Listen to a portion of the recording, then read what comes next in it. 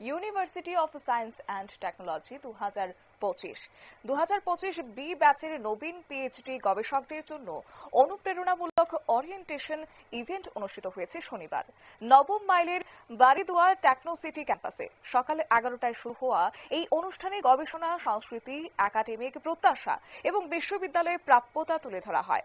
পাশাপাশি নতুন গবেষকদের বিভিন্ন সম্পদ ও সুযোগের সাথে পরিচয় করিয়ে দেওয়া হয়। ইউএসটিএম এর উপাচার্য ডক্টর জিএসডি শর্মা উষ্ণ অভ্যর্থনায় বক্তব্যে গবেষকদের সততা এবং তাদের সৃজনশীলতার সাথে গবেষণা চালিয়ে যেতে উৎসাহিত করেন। তিনি বলেন, অতীতে শিক্ষার ভিত্তি ছিল জ্ঞান অর্জন, আর বর্তমান যুগে মূল ভিত্তি হল সেই জ্ঞানের প্রয়োগ। আধুনিক ধারণা নিয়ে কাজ করলে বিশ্ববিদ্যালয় সর্বাত্মক সহায়তা দেবে বলেও তিনি আশ্বাস দেন।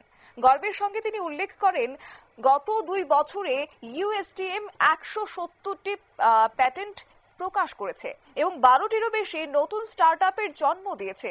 মূল বক্তব্যে নর্থ ইস্টার্ন হিল ইউনিভার্সিটির সহযোগী অধ্যাপক ডক্টর শক্তিলাং মাজাও গবেষণায় নীতিশাস্ত্র, সততা ও মৌলিকত্বের গুরুত্বের উপর জোর দেন। বিশেষ করে তিনি বলেন, পরীক্ষাগারে কাজের সময় দেওয়া ও সহযোগিতাও বিজ্ঞানের মতোই গুরুত্বপূর্ণ। তার অনুপ্রেরণামূলক উক্তি ছিল, একটি পিএইচডি শুধুমাত্র ডিগ্রি নয়, এটি আপনাকে নিজের কোম্পানির সিইও হওয়ার শক্তিও দিতে পারে। এছাড়া আইআইটি গুয়াহাটির অধ্যাপক ডক্টর সম্বিত মল্লিক গণতন্ত্রীকরণ ও নৈতিক বিচারের গুরুত্ব তুলে ধরে বলেন, যদি প্রশ্ন করার ক্ষমতা না থাকে, গণতন্ত্রের অর্থই হারিয়ে যায়। ইউএসটিএম এর academic registrar doctor Ajmal Hossain Barbhuiya বিশ্ববিদ্যালয়ের গবেষণা কেন্দ্রিক মানসিকতার দৃষ্টান্ত তুলে ধরেন।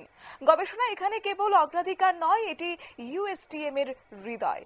আনুষ্ঠানিক অধিবেশন শেষে নবীন গবেষকরা নিজ নিজ বিভাগ ও উপদেষ্টাদের সঙ্গে মতবিনিময় করার সুযোগ পান।